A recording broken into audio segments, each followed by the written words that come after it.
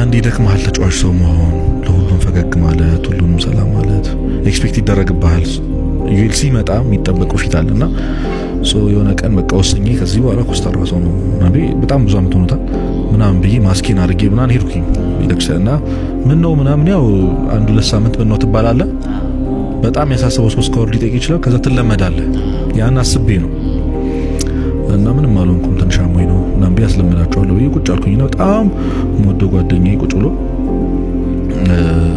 ሴት ናት የምወዳት ጓደኛዬ ቁጭ ብላ ስክሮል ያደረግን ዝም ብለን ስልክ እያየን ስልኳ ላይ ስብከት ያለው ሚዲያ ቁልኝ ካይሌ ነበርና የቅዱስ ዮሐንስ ወንጌላዊ ታሪክ ነው። በጣም ቁጥሩ ገጽ ነበር የሚባሉ ፊቱ የማይፈታ ሐዋርያ ነበር። የክርስቶስ ስቅላት በጣም ትራውማታይዝድ ስላደረገው እንዴት ይስቃልና አንዴ ግን ተገርሞ ፈገግ ብሏል ብሎ ነውና በመንገድ እየሄደ አንድ ልብስ የሚያሰፋ ሰውዬ ስለ ጨርቁ ጥንካሬ ከልብስ ሰፊው ጋር ይከራከራል። 1 አመት ይበቃኛል አይበቃኝም።